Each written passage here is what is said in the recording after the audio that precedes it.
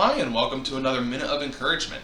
During the next few weeks, we are hoping to continue this series and continue giving you videos every week or bi-weekly. But we're going to be changing the focus a little more. I don't know if we'll keep calling them these, but the focus will really be on explaining or digging a little deeper into our previous sermons, as well as answering questions that myself or others might get throughout the week. And one thing that I was asked today was, what would Jeremiah say about the situation with Black Lives Matter? What would Jeremiah say to that? And this was brought up by a congregant because, we on the West Shore, away from Harrisburg, we kind of live in isolation from what's happening in Harrisburg. And we want to be addressing these issues. I know some of our congregants do live in Harrisburg, and they live in a very different kind of environment than most of us on the West Shore. So we do want to keep that in mind as we are reading through this. And so we're going to be looking back at Jeremiah 7, and I'm not going to read the whole thing, but I do want to dig a little bit further into that and kind of address the more pressing issue of modern issues that we're dealing with today and what Jeremiah might say. So, looking at Jeremiah 7, again we're seeing him talk about how Israel has been oppressing the widows, the orphans, the alien, and slaughtering the innocents. And God says through Jeremiah, in this place. This place, he's saying it in the temple, but then he refers to this place being the land of Israel itself.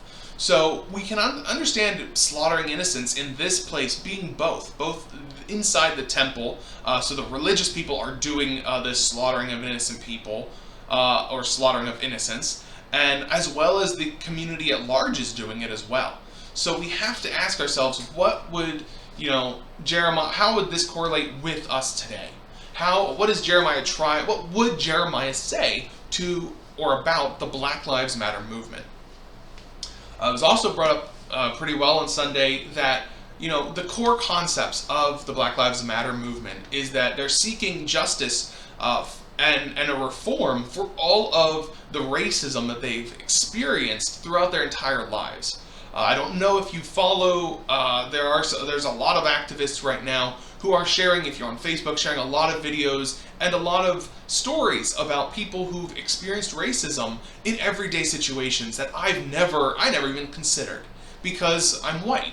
I wouldn't consider these things because they've never in fact impacted me like that.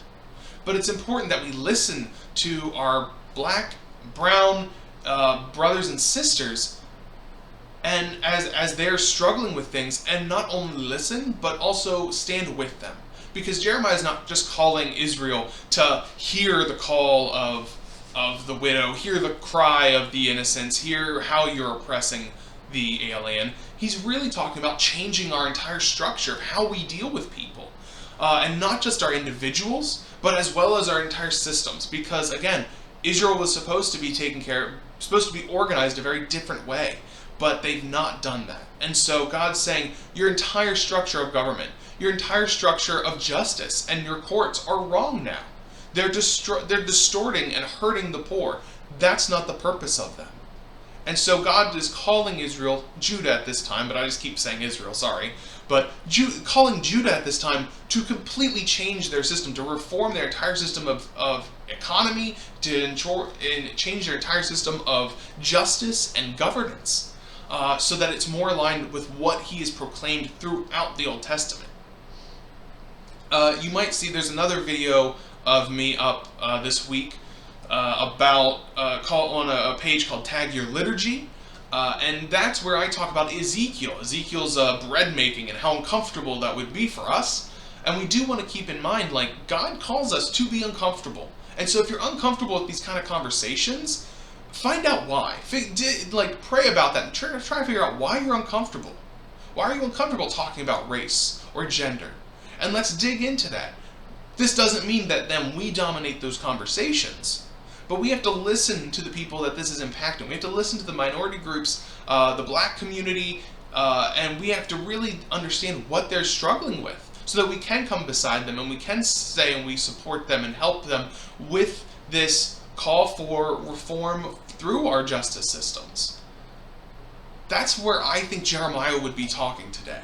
And I think that's where a lot of the prophets would be looking at, because that's a lot what they deal with. A lot of the oppression of the poor and the powerless. And if we look around and we're honest with ourselves, our nation does that quite often. And so we want to honestly reform a lot of our institutions.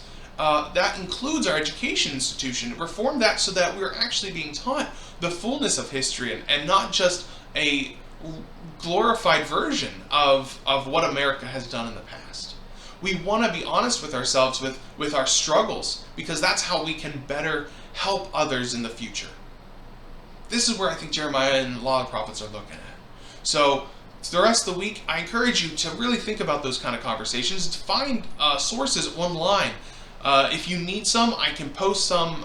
Please message me privately. I can send you a lot of information, a lot of different sources that the ERC has given out during this time. So that's where we really are looking at with Jeremiah for today. Thank you for tuning in today. We do still have our parking lot service this week, starting again at 10 o'clock. If you're not feeling comfortable or not able to make it in person, please feel free to log in and watch us live on our YouTube channel, and we will be posting it as well on Facebook at the same, a link to that channel as well at the same time. God bless.